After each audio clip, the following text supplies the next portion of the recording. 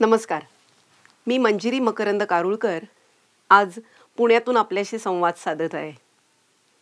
सर्वप्रथम विश्व मराठी परिषद आयोजित विश्व मराठी ऑनलाईन संमेलन 2021 यामध्ये मला सहभागी करून घेतल्याबद्दल मी आयोजकांचे आभार मानते. मी एक कथक नृत्य कलाकार आहे. त्यामुळे कार्यक्रमांसाठी, कार्यशाळांसाठी देशापरदेशातून माझी बरीच भ्रमंती झाली. पण ही भ्रमंती, हा प्रवास काही ठराविक काळापुरता आणि Singapore, Malaysia, America, Canada, Europe अशा प्रगत देशांमधनं होत राहिला.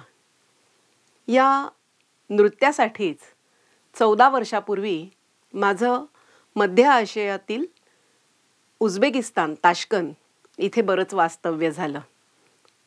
आणि तिथले काही अनुभव, मजेदार किस्से हे आपल्याबरोबर आजच्या या कार्यक्रमातून मी शेअर करणार आहे.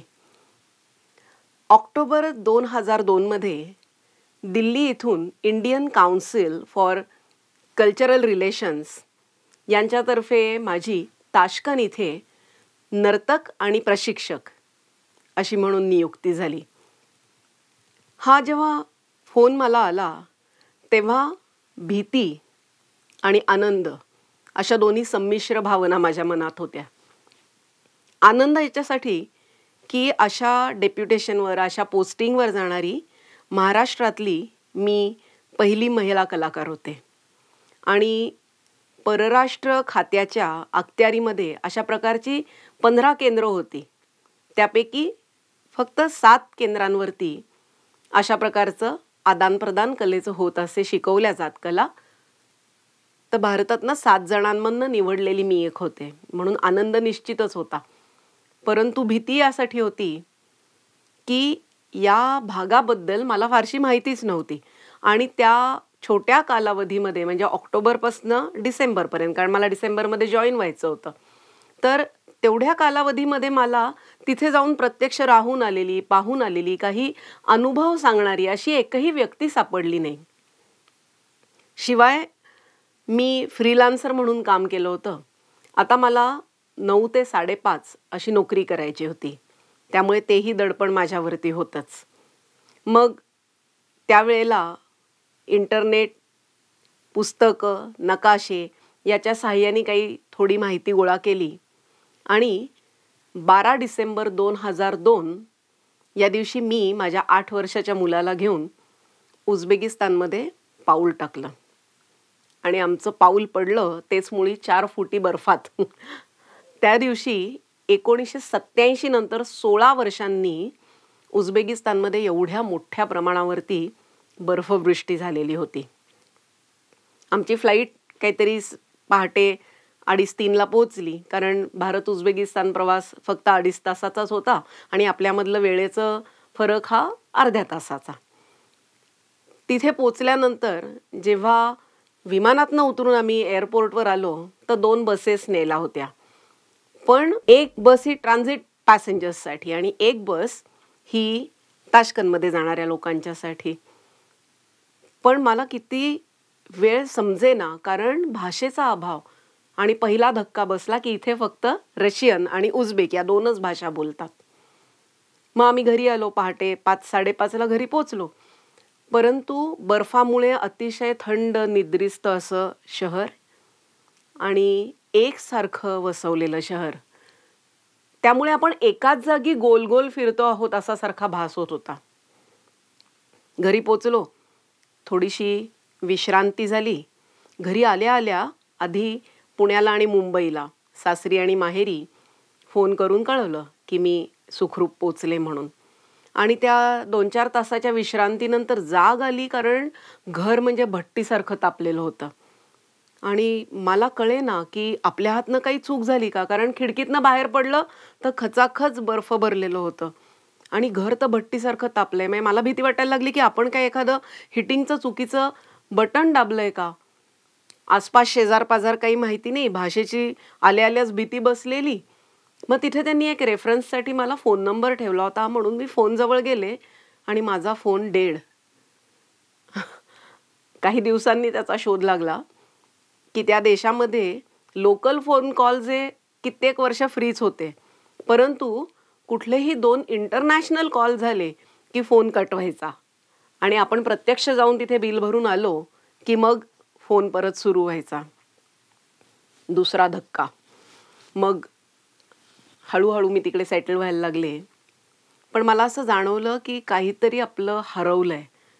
काय हरवलंय हे मात्र समजत नव्हतं. सारखी मनामध्ये भारत आणि उझबेकिस्तान, भारत उझबेकिस्तान अशी तुलना होत राहायची.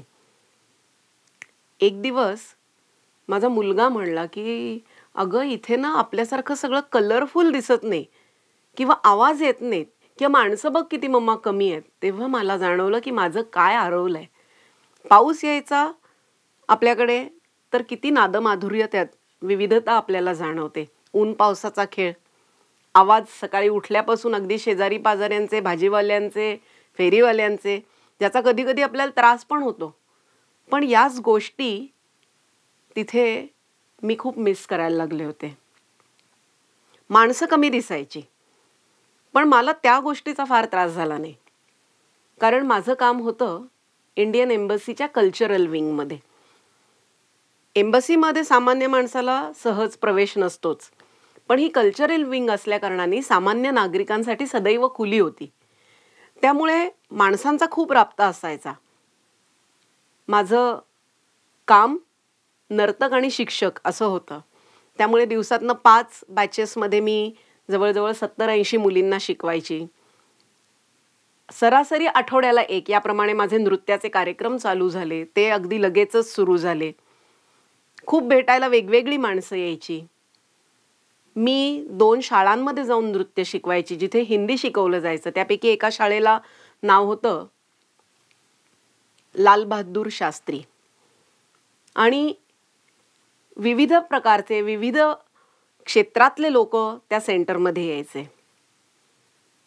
त्यावरून मला आठवलं की आम्हा कलाकारांना सवयच असते. म्हणजे मी सुद्धा स्वतः असा अनुभव घेतलाय की काही विमानाच्या वेळेच्या गडबडीमुळे एअरपोर्टवरनं डायरेक्ट कार्यक्रमाच्या स्थळी जाऊन कार्यक्रम केलेला आहे. तसाच मी इथे पण केला. म्हणजे 12 तारखेला उझबेकिस्तानमध्ये उतरल्यानंतर 13 तारखेलाच माझा संध्याकाळी सोलो कार्यक्रम झाला. पण तो स्वतःचा असल्याने मला काळजी नव्हती. तिथे पोहोचल्यावरती मला कळलं की 26 जानेवारीला मला तिथल्या विद्यार्थिनींना घेऊन प्रजासत्ताक दिनाच्या निमित्त एक कार्यक्रम करायचा आहे. ते मात्र माझ्यासमोर एक आव्हान होतं. कारण नव्या देशात सेटल व्हायचं होतं.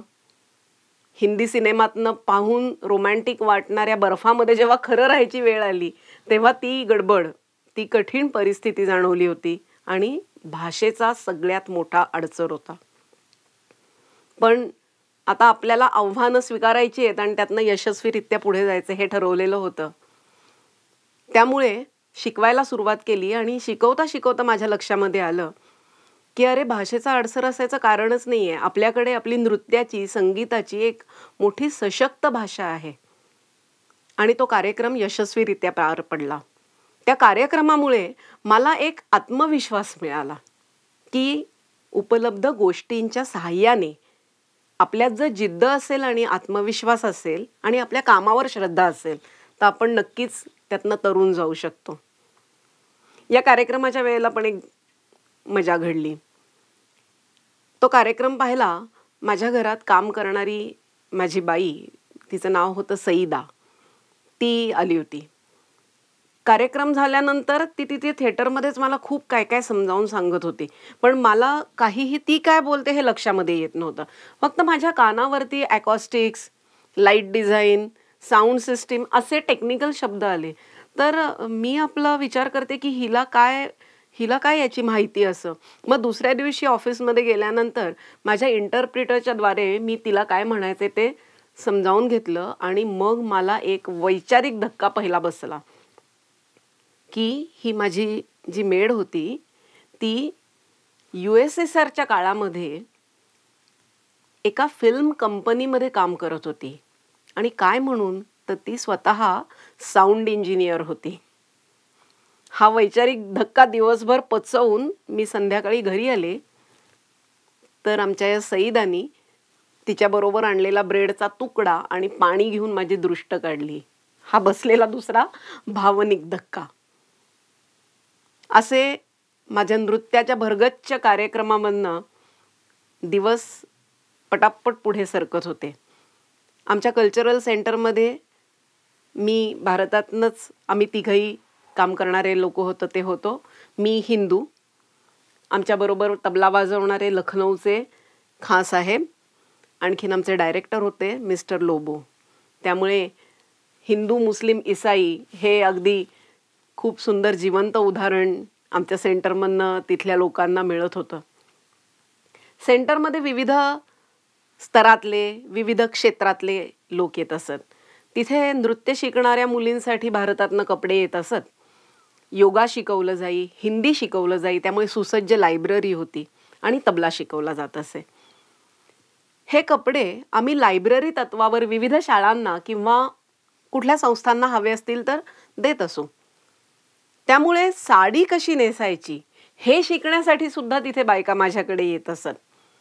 आणि मग लायब्ररीचा उपयोग झाला, थोडंसं इंटरनेट तिथे उपलब्ध होतं, त्याच्या आधारे मी स्वतः शोध घेतला की भारतामध्ये किती वेगवेगळ्या प्रकारे साड्या नेसल्या जातात.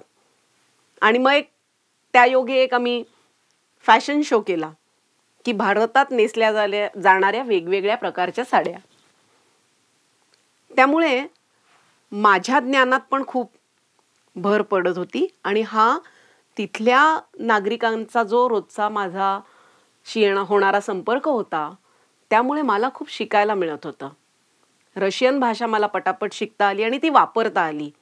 म्हणजे मी असं नाही म्हणणार की मला ती अस्खलित बोलता येते, पण भाषेचा मूळ जो उद्देश असतो की संवाद साधणे, कम्युनिकेशन करणे, ती गोष्ट मात्र मला नक्की शक्य झाली.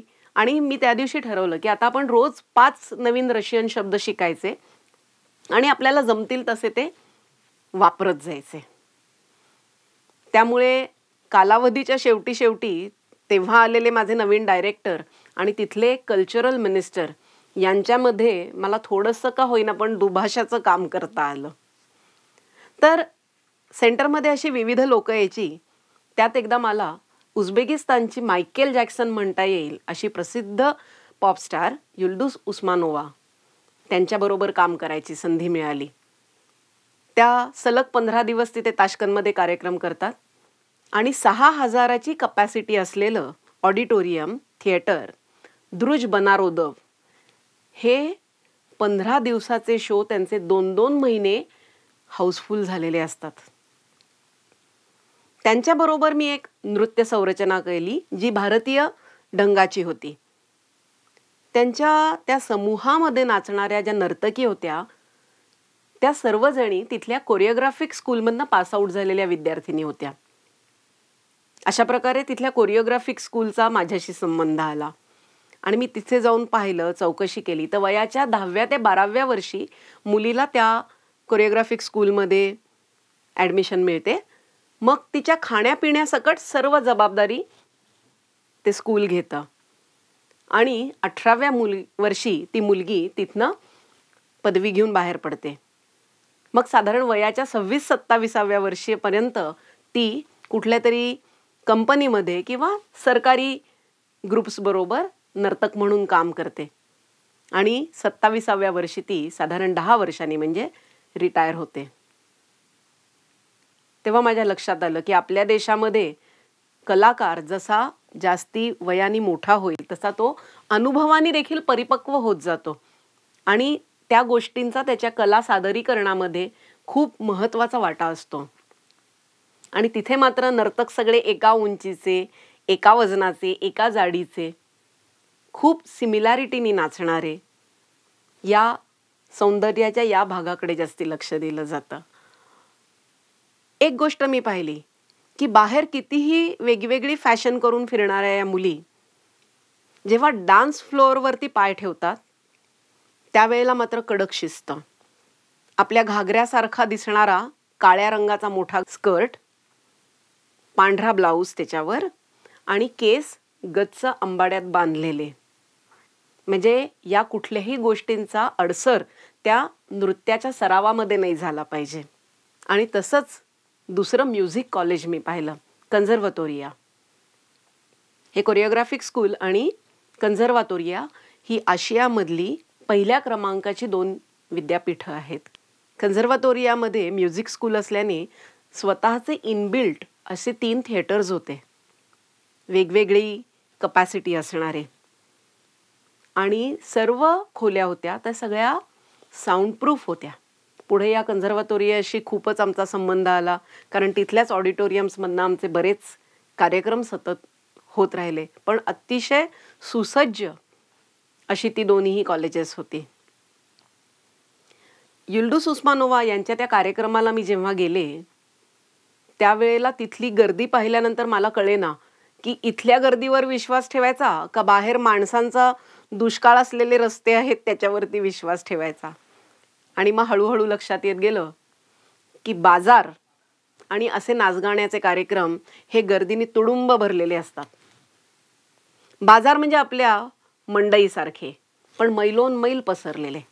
म्हणजे तिथे अगदी भाजीपासनं फर्निचरपर्यंत तुम्हाला सगळे मिळणार, पण बंदिस्त नाहीत, खुले मोकळे बाजार. त्याला पण ते लोक बाजार असं म्हणतात. आणि माझ्या लक्षात येत गेलं की उर्दू आणि उझबेक या भाषांमध्ये खूप समान शब्द आहेत. उच्चारण वेगळं आहे. दरवाजा, प्यॉज, आगर, मेखमान म्हणजे मेहमान, पखलवान म्हणजे पहलवान. आणि गमतीचा भाग म्हणजे आपण जिला आई म्हणतो तिला ही उझबेक मुलं ऑय म्हणतात. या बाजारांमध्ये मात्र अगदी तुडुंब गर्दी. पण बाजारात भाजी उपलब्ध जून ते सप्टेंबर किंवा फार तर ऑक्टोबरपर्यंत. पुढे ऑक्टोबरपासून जून महिन्यापर्यंत ठराविक फ्लॉवर, कोबी, कांदा, बटाटा याच भाज्या मिळणार. पालेभाज्या तर फार मुश्किलीने आणि फार महागाईत मिळणार. या बाजाराचा एक मला खूप गमतीशीर किस्सा आठवतोय. मी अगदी नुकतीच ताश्कंदमध्ये गेले होते, त्यामुळे बर्फ थंडी खूप होती, हिरव्या भाज्या नव्हत्या. आणि मी तिथे गेले तर त्या भाजीवाल्या सिस्त्रा, किनाया म्हणजे ताई, वहिनी असं करून भाजी घ्यायला बोलवत होत्या. तेवढ्यात एक भाजीवाली आली आणि माझ्या हातात तिने हिरवी कंच कोथिंबीरीची जुडी ठेवली आणि ती मला खूप काही समजावून सांगायला लागली. अगदी म्हणजे तिने चंगच बांधला होता. मला समजेना की हिला मला काय सांगायचंय. बरं, ती सांगायला लागल्यावर आजूबाजूच्या पण भाजीवाल्या जमल्या आणि मी एकदम खरं तर बावचळून गेले की काय झालं. हा सगळा प्रसंग आमचे ड्रायव्हर महाशय लांबून हसत पाहत होते. त्याला काही हिंदी किंवा इंग्लिश येत नव्हतं, पण त्याला माझी रशियन शब्दसंपदा किती आहे याची जाणीव होती. मग तो आला आणि मला समजेल अशा भाषेत त्यांनी सांगितलं की आधीच्या आठवड्यामध्ये दूरदर्शनवरून त्यांनी माझा नृत्याचा कार्यक्रम पाहिला होता. मी दूरदर्शन म्हटलं ते बरोबर आहे, कारण उझबेकिस्तानमध्ये एक इंडियन टीव्ही चॅनल चालतो, त्याचं नाव दूरदर्शन आहे. तर त्यांनी त्या दूरदर्शनवरती माझा नृत्याचा कार्यक्रम पाहिला होता आणि तो त्यांना अतिशय आवडला होता. तर त्यातलं त्या आवडल्याचं पारितोषिक म्हणून मला ती कोथिंबीरीची जुडी मिळाली होती, ती सुद्धा तेवढ्या बर्फामध्ये. खरंच ते पारितोषिक माझ्यासाठी खूप महान होतं. माझ्यातला कलाकार नक्कीच सुखावला होता. या दूरदर्शन चॅनलवरनं तसंच बऱ्याच उझबेक चॅनलवरनं मी खूप वेगवेगळे कार्यक्रम सादर केले नृत्याव्यतिरिक्त. कारण मला तिथे गेल्यावर जाणवलं की नृत्य शिकवणं हा माझा लिखित करार आहेच आहे, पण त्याबरोबर भारतीय संस्कृतीची ओळख त्या लोकांना करून देणे हा एक माझ्या कामाचा भाग आहे. त्यामुळे मी तिथे कुकिंग शोज केले, भारतीय संस्कृतीविषयी सांगितलं, कुटुंब पद्धती, विवाह संस्था या सगळ्याबद्दल मी सतत बोलत गेले. कारण मला हेही जाणवत होतं की हिंदी सिनेमा आणि वेगवेगळ्या हिंदी सिरियल्स याच्यामुळे त्यांच्यामध्ये खूप गैरसमज पण पसरलेले होते. म्हणजे जेव्हा त्या बाईंनी मला कोथिंबीर दिली आणि सगळ्या बायका माझ्याशी बोलायला आल्या, तेव्हा नंतर त्यांचे स्त्री सुलभ प्रश्न सुरू झाले. मग तुझे दागिने कुठले आहेत, मग हे सोन्याचे आहेत का, मग तू एवढेच का घातलेस, आम्ही तर टीव्हीवर पाहिलेलं आहे की बायका किती तुमच्याकडे नटलेल्या असतात, मग सगळी एकत्र कुटुंब पद्धतीच आहे. त्यामुळे हे कार्यक्रम मी जेव्हा करत गेले वेगवेगळ्या टीव्हीच्या चॅनल्सवरनं, तेव्हा मला खूप आनंद झाला की आपण एक खरी असलेली वस्तुस्थिती पण त्या लोकांपुढे मांडू शकतो आहोत. या बाजारांमध्ये मी आणखीन एक खूप मजेदार गोष्ट पाहिली की जसं म्हटलं की जून ते ऑक्टोबरमध्येच खूप प्रमाणामध्ये भाजीपाला आणि फळफळावळ असायची. तर आपल्याकडे जसे मटाराचे ढीग लावलेले असतात ना, तसेच स्ट्रॉबेरी, तुती, चेरीज अशा नाजूक फळांचे सुद्धा ढीग लावलेले असायचे. कारण ते मुबलक प्रमाणात तेव्हाच उपलब्ध होतात आणि जेव्हा उपलब्ध होतात, तेव्हा सकाळ, दुपार, संध्याकाळ तिन्ही त्रिकाळ तेच खायचं. ही तिथली उझबेक पद्धत. जसे हे बाजार खूप मोठेच्या मोठे, तशाच तिथल्या बागा खूप मोठ्या. बागेला म्हणतात बोगी. माझ्या घराजवळ एक बाग होती. तिचं नाव होतं बोगी आराम. म्हणजे त्या नावामध्येच आपण आता तिथे का चाललेलो आहोत, आराम करायला, विश्रांती घ्यायला असं लक्षात यायचं. विस्तीर्ण बागा आणि आतमध्ये काहीतरी मुस्लिम पद्धतीचं आर्किटेक्चर, एखादं स्ट्रक्चर.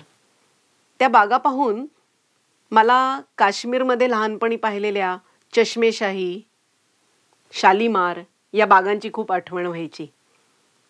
आणि मग माझ्या लक्षामध्ये आलं की आपल्या देशामध्ये साधारण उत्तरेकडे हा मुघल साम्राज्याचा जो प्रभाव पडला त्याचं कारण हे असेल. कारण आपल्याकडे मुघल साम्राज्य आणणारा बाबर हा उझबेकिस्तानमधूनच आला होता. ज्याला आपण तैमूरलंग म्हणतो, तो आमीर तिमूर, त्याचा बाबर हा पणतू. त्या मुस्लिम साम्राज्यामुळे बऱ्याच त्यांच्या चालीरीती आपल्याकडे आल्या. म्हणजे मला नृत्यातनं तर खूप जाणवायचं की उझबेक नृत्य जे होतं त्याचे पोशाख आणि आम्हा कथक नर्तकांचे बरेचसे पोशाख एकसारखे होते. तसेच खूप सारी हँड जेस्चर्स म्हणजे हस्तसंचलन जे असायचं ते पण खूप साधर्म्य दाखवणारं होतं. पुढे त्याचा उपयोग करून एका उझबेक नर्तकीबरोबर मी एक नृत्यरंग नावाचा कार्यक्रम सादर केला, जो 1.5 तासाचा होऊ शकला, की ज्याच्यामध्ये हस्तसंचलनाची, अंगभाषेची साधर्म्य असणारी स्थळं आणि फारकत असणारी स्थळं असं दाखवून तो नृत्याचा कार्यक्रम आम्ही केला होता. आणि आम्ही तो बऱ्याच ठिकाणी उझबेकिस्तानमध्ये केला. तर हा जो प्रभाव होता हा फक्त कलेच्या दृष्टीने नाही आला, खाण्यापिण्यात पण आला. मी पाहिलं की तिथला मुख्य खायचा पदार्थ प्लोव आणि समसा. तर त्यांचा प्लोव म्हणजे आपला पुलाव आणि त्यांचा समसा म्हणजे आपला समोसा. ही खवेगिरी जेव्हा चालू होती तेव्हा माझी दूधवाली बाई एक दिवस आली आणि म्हणली चक्क्या घ्या. चक्क्या म्हणजे मला समजेना, कारण चक्क्या हा उझबेक शब्द होता, बुखारामध्ये वापरला जाणारा. आणि जेव्हा त्याची चव घेऊन पाहिली तर म्हटलं अरे हा तर आपला चक्का. परत माझी लिंक लागली. म्हटलं बुखाऱ्याहून आलेले, मुंबईला आलेले संत हाजी अली यांनी तो चक्क्या भारतामध्ये आणला असणार. कारण उन्हाळ्यामध्ये तिथे रस्त्यावर सगळे असे पांढरे टेबल टेनिसच्या बॉलसारखे गोळे विकायला असायचे. आणि आपली मुलं जशी इथे उन्हाळ्यामध्ये चिंचावळे खातात तशी सगळी तिथे माणसं की ते पांढरे गोळे घेऊन खायचे. तर तो चक्का वाळवून त्याचे केलेले गोल असायचे, म्हणजे आंबट चव तोंडामध्ये राहण्यासाठी. माझी लिंक लागली. जेव्हा हाजी अलींनी हा चक्का हिंदुस्थानात आणला असेल त्यावेळेला आपल्या पद्धतीप्रमाणे आपण त्यात साखर, वेलची, केशर हे सगळ्यांनी त्याला नटवलं असेल आणि श्रीखंड असं त्याचं भारदस्त नामकरण केलं असेल. त्यांनी मला चक्क्या दाखवला, मी त्यांना श्रीखंड कसं करायचं ते शिकवलं. आणखीन एक लक्षात आली की सगळ्या मिठाईला तिकडे हलवा म्हणतात. एक विशेष पदार्थ मी पाहिला, त्याचं नाव सुमलॅक. पूर्वी पारशी वृत्ती असल्या कारणाने नवरोज हा सण खूप जोरात तिथे साजरा करतात. एक तर 21 मार्चपासनं वसंत ऋतूचं आगमन व्हायला सुरुवात होतं. नवरोजच्या वेळेला आपल्या रसाच्या गुऱ्हाळ्यासारखंच एक मोठी कढई घेऊन मोहल्ल्यातले सगळे लोक तिथे जमतात आणि छोटे छोटे मुद्दामून पेरून उगवलेले गव्हांकूर, थोडासा मैदा आणि पाणी हे रात्रभर एकत्र उकळवून शिजवतात. रात्रभर त्या गुऱ्हाळाच्या भोवती सर्वजण नाचत गात असतात आणि आपल्या इच्छा प्रकट करतात. आणि दुसऱ्या दिवशी पदार्थ तयार होतो सुमलॅक. त्याचं रूप असतं आपल्या चॉकलेट सॉससारखं आणि साखर न घालताही चव असते गोड. एका गरीब बाईला आपल्या मुलांना काहीतरी खिलवायचं होतं, पण घरात काहीच नसल्याने ती मैदा आणि पाणी तिने उकळत ठेवलं आणि तिचा जेव्हा डोळा लागला तेव्हा फरिश्ते आले आणि त्या फरिश्त्यांनी त्याच्यामध्ये तो पदार्थ शिजवला आणि ते बनलं सुमलॅक. ही त्यामागची आख्यायिका आहे. मी आता उल्लेख केला मोहल्ले. जशी पुण्यामधली वाडा संस्कृती तशीच तिकडची मोहल्ला संस्कृती. वसंत ऋतूचं आगमन झालं की या सर्व मोहल्ल्यांच्या बाहेर एक सारखेपणाने फुलं लावली जातात की ज्या योगे सगळा मोहल्ला एकसारखा दिसेल. त्यात डेलिया, बोगनवेल आणि बोगनवाले फुललेले गुलाब, द्राक्षाचे वेल सगळ्या घरांच्या भोवती. पण कोणी सुद्धा बाहेर जाऊन फुलं फळं तोडत नाहीत. ते सौंदर्य मात्र कायम ते जपूनच ठेवतात. आणि आणखीन एक आश्चर्याची गोष्ट मी पाहिली की सर्व उझबेक घरांच्या बाहेर तुळशी वृंदावन आणि तुळस, त्याला म्हणतात रेहान. ह म्हणत नसल्याने रेखान. ही फारच आश्चर्याची गोष्ट होती. आणि त्यांना जेव्हा माझ्या नावाचा अर्थ कळला मंजिरी, तेव्हा मग मला चेष्टेने सगळेजण रेहाना खानम म्हणायला लागले. जशी तुळशीने मी चक्रावून गेले तशीच दुसरी गोष्ट म्हणजे सगळ्यांचा आवडता नायक म्हणजे भगवान श्रीराम. कारण रामानंद सागर यांची रामायण ही मालिका उझबेक भाषेत डब करून तिथे दाखवली गेली होती.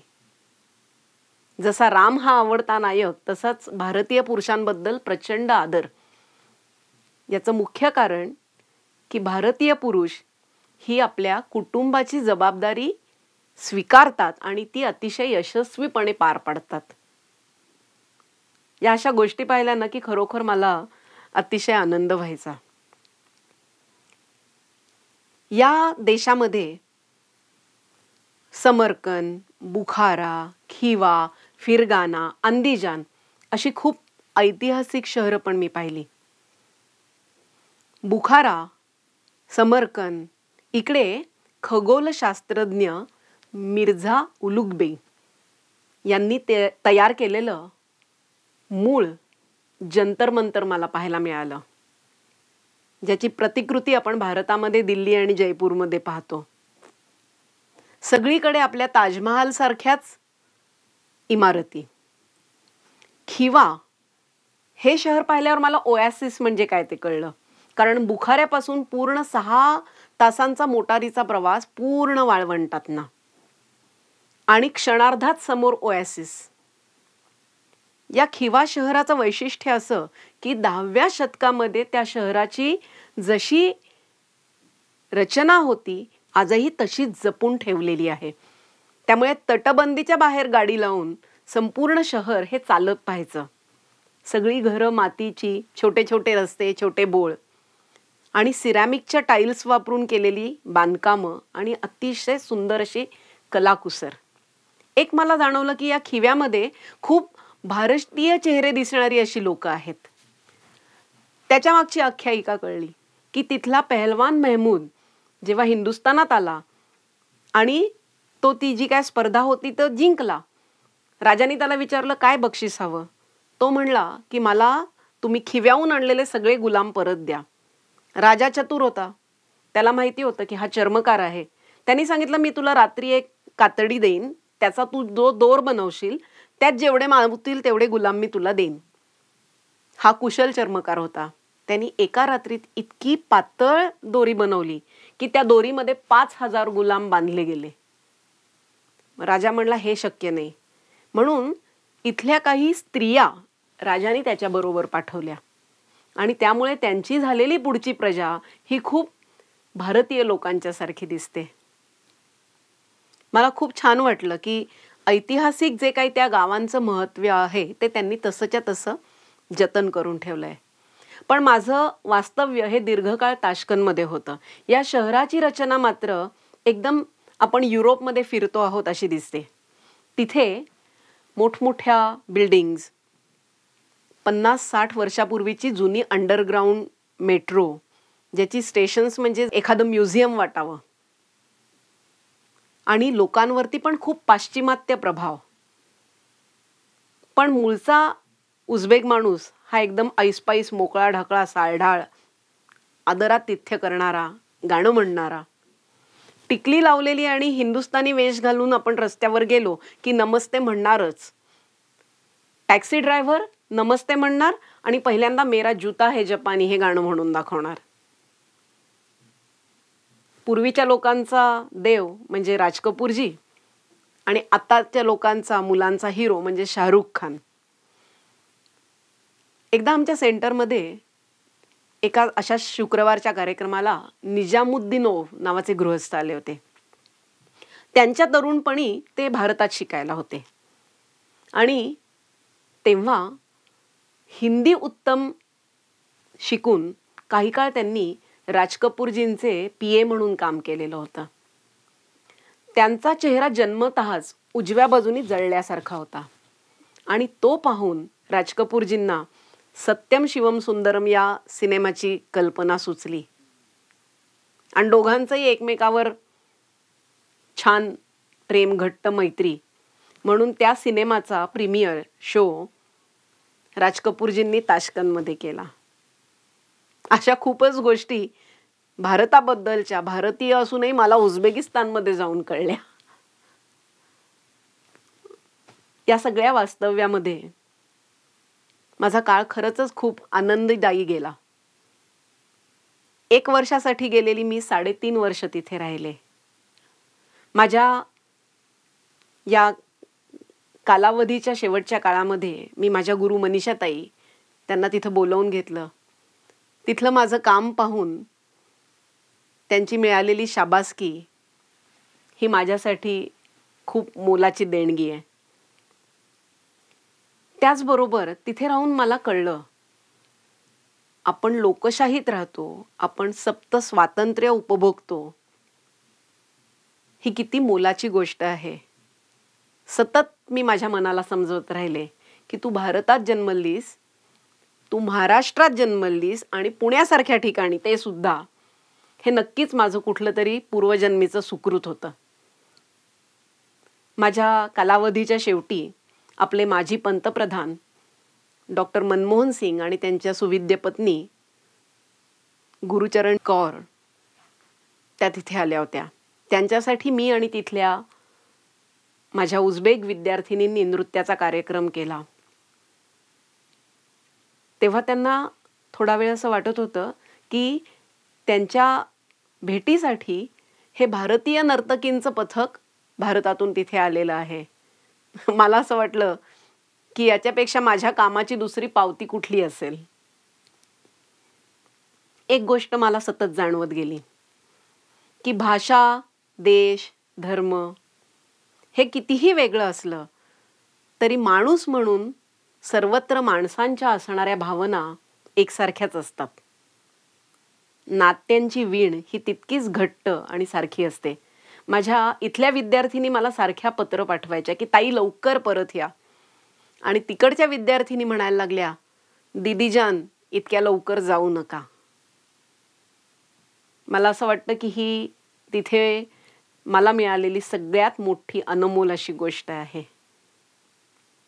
आपले वेद, त्यांचं पठण, वाचन प्रथम त्या भागामध्ये झालं असं म्हटलं जातं.